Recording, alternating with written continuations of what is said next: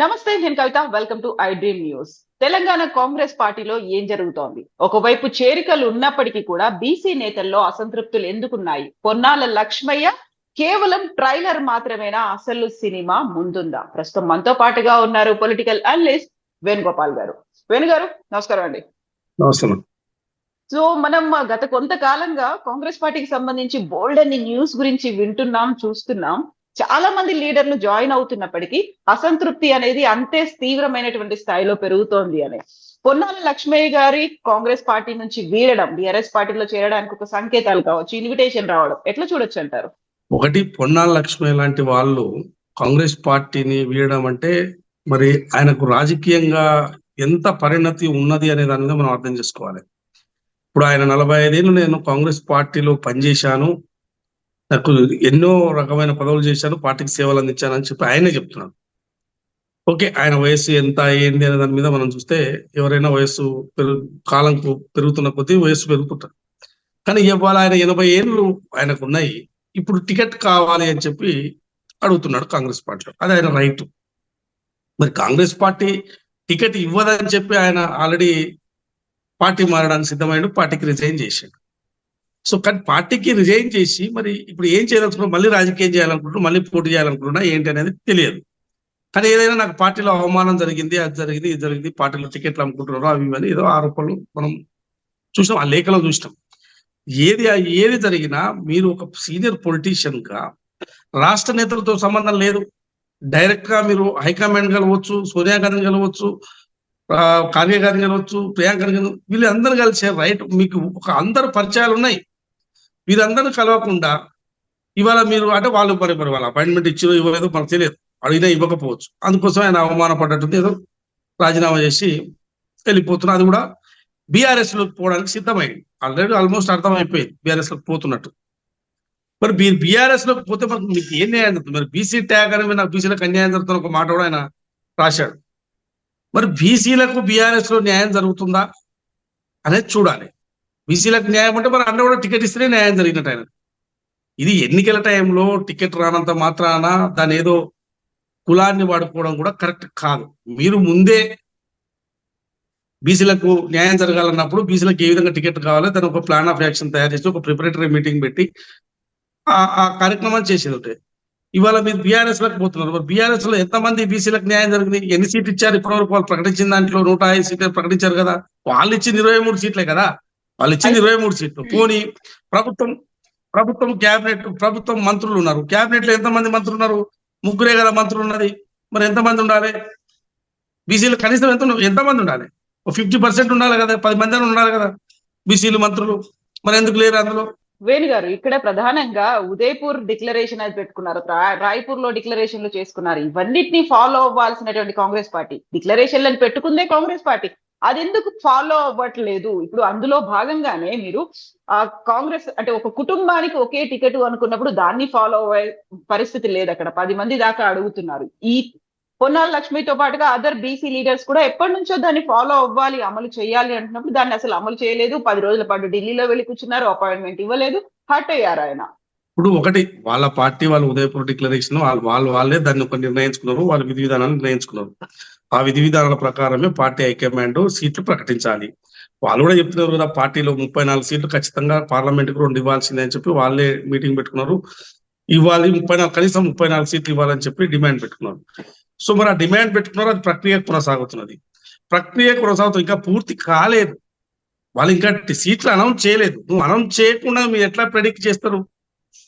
Announce చేయకుండా ఎట్లా predict చేసి ముందే ఊహించుకొని ఎట్లా వెళ్ళిపోతారు? ఇంకా టికెట్లు అనౌన్స్ చేయలేదు. టికెట్లు అనౌన్స్ చేస్తే అసలు నిజంగా ఎంతమందికి సీట్లు వస్తాయి ఏంటి అనేది తెలుస్తుంది. ఒకటి, వాళ్ళు 34 సీట్లు ఇస్తారా ఇవ్వరా? ఒక స్లోగన్ మాత్రం వాళ్ళు ఇస్తున్నారు, మేము బీఆర్ఎస్ కన్నా ఎక్కువ సీట్లు బీసీలకు ఇస్తాము అని చెప్పి వాళ్ళు చెప్తున్నారు. సో బీఆర్ఎస్ కంటే బీఆర్ఎస్ ఇప్పటికి 23 ఇచ్చింది, ఇంకా ఇస్తే ఇంకో 2 ఇస్తుండొచ్చు, 25 ఇస్తుండొచ్చు మొత్తం ఓవరాల్ గా. వాళ్ళు దాదాపుగా 30 సీట్ల వరకు ఇప్పుడు ఆల్రెడీ సెట్ చేసినట్టుగా మనకు కూడా అర్థం అవుతున్నది. ఇంకా ఒక 4 సీట్ల కోసం వాళ్ళు ప్రయత్నం చేస్తున్నారు. ఆ 4 సీట్లు కూడా ఎక్కడ అంటే నల్లగొండ పార్లమెంట్ లో 1 సీట్ కూడా ఇవ్వలేకపోతున్నారు బీసీలకు. అక్కడ కనీసం అక్కడ 2 ఇవ్వాల్సి ఉంటుంది. భువనగిరిలో 1 ఇస్తున్నారు, అక్కడ కూడా ఇంకొక సీట్ ఇవ్వాల్సి ఉంది. సో ఈ సీట్లు అడ్జస్ట్ కావట్లేదు అనేది పార్టీ కూడా తర్జన పడుతున్నట్టుగా మనకున్న సోర్సెస్ ప్రకారం తెలుసుకున్న ప్రకారం ఇంకా 4 సీట్ల వరకు ప్రయత్నం చేయాలి అనే ప్రయత్నం చేస్తున్నారు. వాళ్ళు అనుకున్న ప్రకారం 34 సీట్లు ఏ విధంగా భర్తీ చేయాలనే ఒక ఆలోచన కాంగ్రెస్ పార్టీ చేస్తున్నది. కాకపోతే పొన్నాల లక్ష్మయ్య గారికి టికెట్ రాకపోతే ఇక బీసీకి టికెట్ రానంటే కాదు కదా, ఇంకో బీసీకి టికెట్ ఇవ్వచ్చు. వాళ్ళు అనుకున్న ప్రకారం భర్తీ చేయాలనుకున్నప్పుడు ఇంకో బీసీకి, యంగ్ జనరేషన్ వాళ్ళకు బీసీలకు టికెట్లు ఇవ్వచ్చు. 34 సీట్లు భర్తీ చేయాలనుకుంటున్నారు. సో అదంతా కూడా మీరు టికెట్లు అనౌన్స్ చేయకముందే మీరు టికెట్లు అమ్ముకుంటున్నారు, కొంటున్నారు, చేస్తున్నారని ఈ విధంగా ఒక సీనియర్ పొలిటీషియన్ గా మాట్లాడమైతే పొన్నాల లక్ష్మణ్ లాంటి వాళ్ళు మాట్లాడడం కరెక్ట్ కాదు. మీకు ఒక చరిత్ర ఉన్నది. కాంగ్రెస్ పార్టీ పిసిసి ప్రెసిడెంట్ చేసింది. మొట్టమొదటి తెలంగాణ పిసిసి ప్రెసిడెంట్ ఎవరంటే పొన్నాల లక్ష్మి. అది బీసీ సామాజిక వర్గానికి సంబంధించిన. మరి అది బీఆర్ఎస్ కు ఉందా? ఆ చరిత్ర లేదు కదా, బీఆర్ఎస్ కు లేదు కదా, మీరు ఏ పార్టీకి లేదు కదా ఆ చరిత్ర. పోనీ అక్కడ ప్రెసిడెంట్ కేసీఆర్ గారు ఉన్నారు, వర్కింగ్ ప్రెసిడెంట్ కేటీఆర్ గారు ఉన్నారు, మంత్రులు వాళ్ళ ఇంట్లో, వాళ్ళ ముఖ్యమంత్రి వాళ్ళ ఇంట్లో 2 మంత్రులు ఉన్నారు, ఇంతమంది వాళ్ళే కుటుంబంలోనే ఉన్నారు. మరి అక్కడ ఎక్కడ ఉన్నది సామాజిక న్యాయం? ఎక్కడ ఉన్నది? ఒక పార్టీ ప్రెసిడెంట్ అన్న ఒక బీసీకి ఇవ్వచ్చు కదా, ఒక దళితునికి ఇవ్వచ్చు కదా. ముఖ్యమంత్రి మీరే, పార్టీ ప్రెసిడెంట్ వాళ్ళే, వర్కింగ్ ప్రెసిడెంట్ వాళ్ళే, మంత్రులు వాళ్ళే. మరి కాంగ్రెస్ పార్టీలో అది సాధ్యం కాదు కదా. ప్రెసిడెంట్ వాళ్ళే, ముఖ్యమంత్రి ఒకే సామాజిక వర్గం, ప్రెసిడెంట్ ఒకే సామాజిక వర్గం, సిఎల్పి లీడర్ ఒకే సామాజిక వర్గం, కుదరదు కదా అది. కాంగ్రెస్ పార్టీలో సాధ్యం కాదు. ఇప్పుడు ఇలా వర్కింగ్ ప్రెసిడెంట్ ఉన్నారు కాంగ్రెస్ పార్టీకి, వివిధ కులాల సామాజిక వర్గాల వాళ్ళు ఉన్నారు. అది అందులో సాధ్యమవుతుందా? కాదు కదా. మరి ఇందులో సాధ్యమవుతుంది. సిఎల్పి లీడర్ గా ఇక్కడ దళిత సామాజిక వర్గానికి బట్టి విక్రమార్క గారు ఉన్నారు. ప్రచార కమిటీ చైర్మన్ గా బీసీ సామాజిక వర్గానికి సంబంధించి మదియాసి గౌడ్ ఉన్నారు. ఇది కాంగ్రెస్ పార్టీలో సాధ్యమవుతుంది. నేనేమంటే కాంగ్రెస్ పార్టీ ఒకళ్ళ పుచ్చుకోవట్లేదు. Congress party that is national party. National పార్టీలో ఒకరి దగ్గరనే అధికారం ఉండడానికి లేదు అవకాశం. అది ఈవెన్ దో జాతీయ పార్టీ అయినా బీజేపీలో కూడా సాధ్యం కాదని. అయితే వేణు గారు, ఇక్కడ బోల్డ్ అన్ని కన్సర్న్స్ అనేవి పొన్నాల లక్ష్మయ్య గారు రేస్ చేశారు. చాలా వరకు అవి అమలు చేయట్లేదు. అమలు చేయాల్సినటువంటి బాధ్యత ఉంది. ఎందుకంటే ఒక జాతీయ పార్టీ, 140 సంవత్సరాల చరిత్ర ఉన్నటువంటి కాంగ్రెస్ పార్టీలో తెలంగాణలో పరిస్థితులన్నీ మారిపోయాయి. గతంలో ఆయన చేసినటువంటి కామెంట్లు, రెడ్డి సామాజిక వర్గానికి అత్యధిక ప్రాధాన్యత ఉంది, ఓడిపోయే సీట్లని మాత్రమే బీసీలకు ఇస్తున్నారు, మిగతా పార్టీలో గెలిచిన వాళ్ళు మన దగ్గర ఎందుకు గెలవరు, ఇలాంటి వాటన్నిటికీ సమాధానాలు రాలేదు. కాకపోతే కార్నర్ చేశారు, ఆయన వెళ్లిపోయేలాంటి పరిస్థితుల్ని క్రియేట్ చేశారనేది ఆయన భావన. అవిధ గారు, మీరు 2014 ఎన్నికల్లో మీరు ఫీల్డ్ లో ఉన్నారు, మేము ఫీల్డ్ లో ఉన్నాము. ఇప్పుడు 2014లో పిసిసి ప్రెసిడెంట్ గా పొన్నాల లక్ష్మయ్య గారే ఉన్నారు. ఆయన్నే పిసిసి ప్రెసిడెంట్, ఆయన్నే బీసీలకు టికెట్లు ఇచ్చాడు, ఆయన్నే రెడ్లకు టికెట్లు ఇచ్చాడు, ఆయన్నే అదర్ క్యాస్టర్స్ అందరికి టికెట్లు ఇచ్చాడు. మరి బీసీలకు టికెట్లు ఆయన కూడా ఓడిపోయిన సీట్లు ఇచ్చాడా? ఒక్క సీటు కూడా గెలవలేదు. కదా 2014లో బీసీలు. మరి ఆయన స్వయాన ఆయన కూడా ఓడిపోయింది కదా. మరి ఆయన మొత్తం ఓడిపోయే సీట్లకే ఇచ్చాడా? అది కరెక్ట్ కాదు కదా. కాబట్టి నేనేమనంటే బీసీలకు టికెట్లు డెఫినెట్ గా మెజార్టీగా సీట్లు ఇవ్వాలి అన్నప్పుడు పార్టీలో అది మీరు ఇంటర్నల్ గా ప్రత్యేకంగా సమావేశాలు పెట్టుకొని ఎట్లా ఇవ్వాలి అని జాతీయ పార్టీ స్కోప్ ఉంది. మీకు ప్రాంతీయ పార్టీ కాదు, స్కోప్ ఉంది. జాతీయ పార్టీలో మీరు డిబేట్ చేయడానికి అవకాశం ఉంది, డెమోక్రటిక్ గా చర్చించడానికి అవకాశం ఉంది. చూడండి, ఇలా గాంధీ భవన్ ముందులా ధర్నా చేస్తున్నారు టికెట్లు కావాలి అని. అదే వేరే భవనాల్లో చేస్తారా? చేయలేరు కదా. సో మరి ఆ స్వేచ్ఛ పార్టీలో ఉన్నది. నాట్ ఓన్లీ బీసీస్, ఈవెన్ రెడ్లైనా బీసీలైనా ఏ క్యాస్ట్ వాళ్ళైనా ఆ నియోజకవర్గంలో టికెట్ నాకు కావాలని గాంధీ భవన్ ముందు ధర్నా చేస్తున్నారు. నిజంగా కూడా అసలు నాకు అనిపించింది అక్కడ చూస్తుంటే, అరే ఎంత స్వేచ్ఛ వీళ్ళు చేసుకోవడానికి అవకాశం ఉంది పార్టీ ఇస్తున్నది. టికెట్ అడగడానికి కూడా, అంటే కనీసం ప్రశ్నించి అడగడానికి కూడా అవకాశం ఇస్తుంది గాంధీ భవన్ మెట్ల ముందు. సో మీరు స్వేచ్ఛ అన్నప్పటికీ కూడా అసంతృప్తులు, ఆగ్రహాలు అదే స్థాయిలో ఉన్నాయని అనిపించట్లేదా? ఒకటి, అసంతృప్తులు అన్ని రాజకీయ పార్టీలు ఉంటాయి. ఎన్నికలప్పుడు ఏమైతుందంటే, ఇప్పుడు మొన్న బీఆర్ఎస్ నుంచి చాలా మంది 15 మంది కాంగ్రెస్ పార్టీలో చేరారు, వరుసగా చేరుతున్నారు. కొంతమంది బీజేపీలో, 2-3 బీజేపీలో కూడా ఈ మధ్య కాలంలో చేరారు. బీజేపీ నుంచి కూడా కాంగ్రెస్ లోకి వచ్చారు. బీజేపీ నుంచి కూడా కొంతమంది బీఆర్ఎస్ లోకి పోయారు.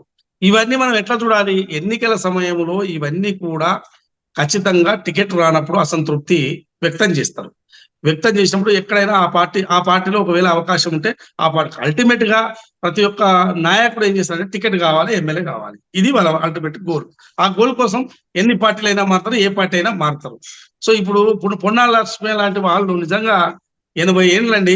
80 ఏండ్లకు మీరు 45 ఏళ్ళు రాజకీయ అనుభవం అంతా మీదంతా కూడా కాంగ్రెస్ పార్టీలో అన్ని పదవులు అనుభవించి పార్టీని వదిలేసిపోవడం అనేది అది నేనేమంటున్నట్టు అది ఆయన ఇష్టం, వ్యక్తిగతం. కానీ మీరు పోయే పార్టీ ఏ మేరకు సామాజిక న్యాయం చేస్తున్నారు, దట్ ఈస్ వెరీ ఇంపార్టెంట్ కదా. అది అయితే చూడకుండా ఆయన వచ్చే ముందు మాత్రం నేను బీఆర్ఎస్ లో జాయిన్ అవుతానని చెప్పి రాలేదు. కాకపోతే కాంగ్రెస్ పార్టీలో ఏం జరుగుతుంది, టికెట్లు అమ్ముకుంటున్నారు, లేకుంటే ఆస్తులు రాయించుకుంటున్నారు, విల్లాలు రాయించుకుంటున్నారు అని చెప్పొచ్చారు కదా. ఇప్పుడు టికెట్లే అనౌన్స్ కాలేదు. మరి విల్లాలు ఎవరు రాయించుకుంటున్నారు? సిఈసి అంటే మన అందులో మల్లికార్జున ఖార్గేనా, సోనియా గాంధీ, రాహుల్ గాంధీ, ప్రియాంక గాంధీ, వీళ్ళు ఎవరు రాయించుకుంటున్నట్టు? సునీల్ కనుగోలు రేవంత్ రెడ్డి. పెత్తనం ఎక్కువైపోయింది అనేది కాదు, సునీల్ కనుగోలు, రేవంత్ రెడ్డి అనుకోండి. సునీల్ కనుగోలు, రేవంత్ రెడ్డి ఫైనల్ కాదు కదా టికెట్లు ఇచ్చేది. వాళ్ళు ఏమైనా సజెషన్స్ ఇచ్చే వాళ్ళే కదా. సునీల్ కనుగోలు అయినా, లేకుంటే వెంకటరెడ్డి గారైనా, లేకుంటే బలరాం నాయక్, ఎవరో సభ్యులంతా స్క్రీనింగ్ కమిటీలో ఉన్నారంతా వాళ్ళు కూడా చెప్పారు.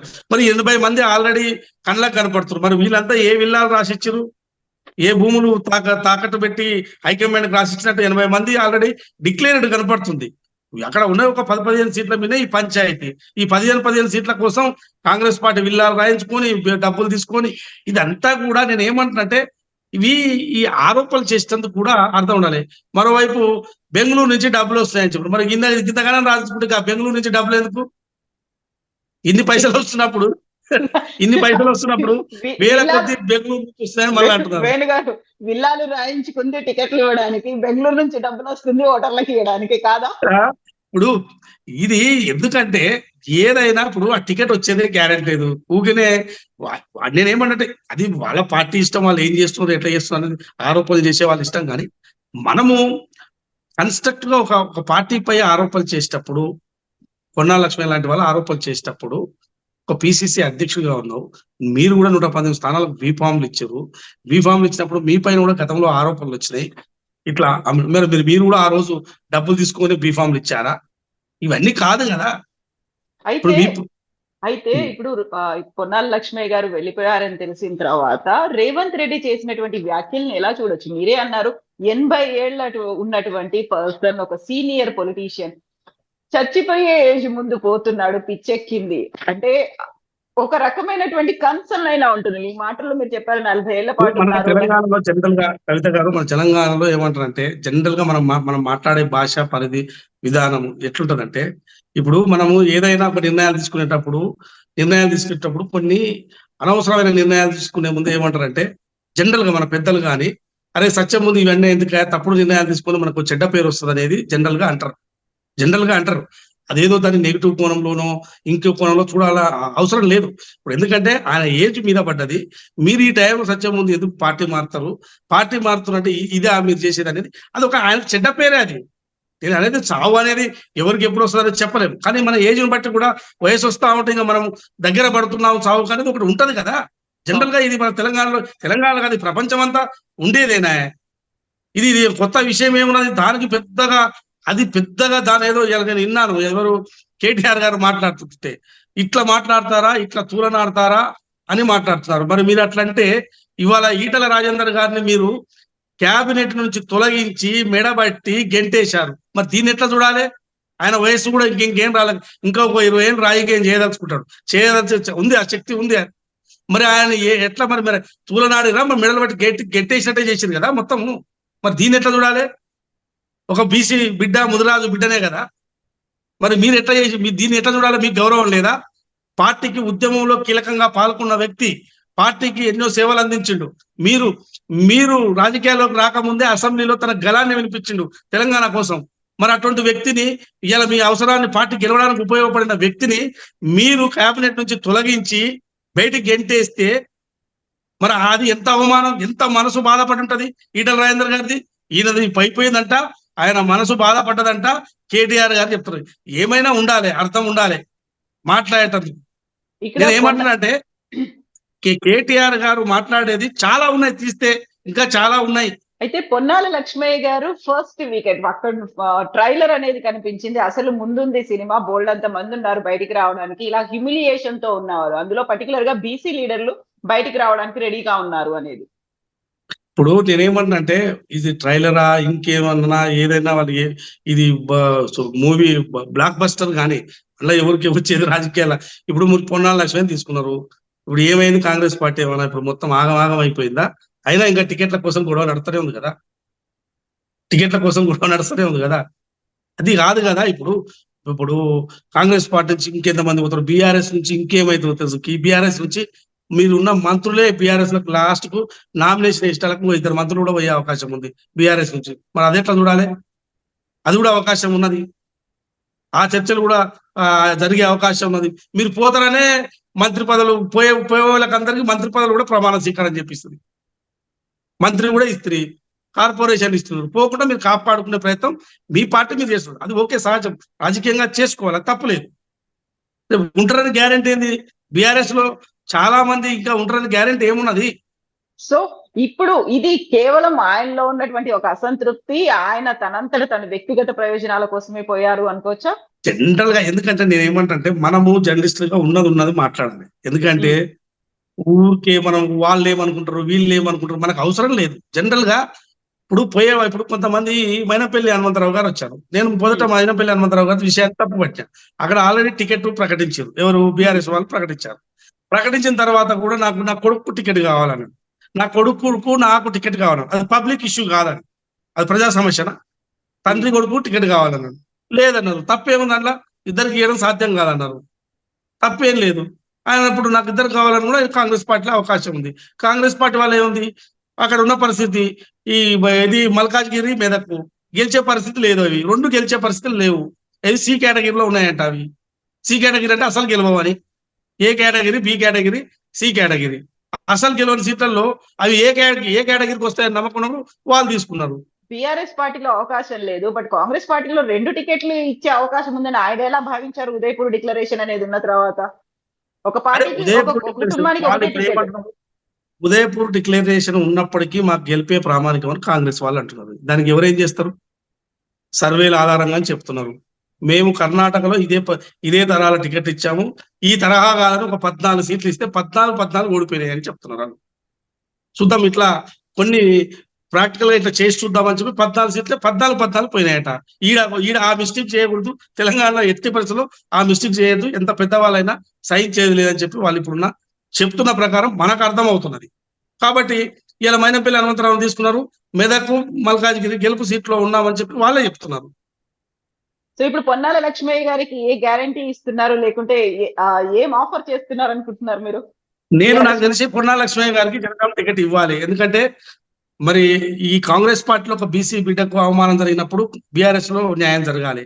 న్యాయం జరగాలన్నప్పుడు జనగాం టికెట్ పొన్నాల లక్ష్మయ్యకి ఇవ్వాలని కూడా డిమాండ్ చేస్తారు. ఎందుకంటే ఆయన రాజకీయ భవిష్యత్తు అంతా కూడా పరిశ్రమలో పడే అవకాశం ఉంది. కాబట్టి ఆయన డెఫినెట్ గా టికెట్ ఇవ్వాలి. చూడాలి మరి వాళ్ళు ఇస్తారా ఇవ్వరా చూడాలి. ఎందుకంటే మరి ఆ పార్టీలో బీసీలకు ఎంత న్యాయం జరుగుతుంది ఏందనేది మన కళ్ళ ముందు కూడా కనపడుతున్నది. ఆడ ఉన్నది 3 క్యాబినెట్ లో ఉన్నది 3. మరి వారేమైనా రెడ్లకు ఎక్కువ ప్రాధాన్యత ఉంది కాంగ్రెస్ లో పార్టీ అంటే మరి ఆయన రెడ్లకు ఏమైనా 10 సీట్లు ఇచ్చిండా? బీఆర్ఎస్ పార్టీలో ఆయన 40 మందికి ఇచ్చిండు కదా. అష్యూరెన్స్ గ్యారంటీ ఇచ్చింటారంటారా, లేకుంటే ఏమీ లేకుండానే ఊరికే ఆహ్వానం వచ్చింది కాబట్టి వెళ్తారా యాజ్ ఎ సీనియర్ గా?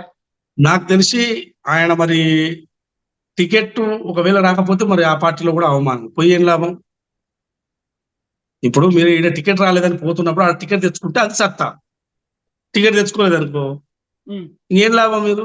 సో ఇంట్లో ఇప్పుడు ఈ పార్టీలో ఉన్న రాజ్యసభ సభ్యులు లేకుండా మీకు కేంద్ర ప్రభుత్వం ఇట్లా మీ వాళ్ళ ప్రభుత్వం వస్తే గవర్నర్ లాంటి పోస్ట్ కూడా ఇంట్లో దక్కే అవకాశం ఉంది. అందులో టికెట్ రాకపోతే వేస్టే కదా Ponnala Lakshmi. Yes, Venu garu. Thank you so much, Andy. Thank you so much, Venu garu. Thank you.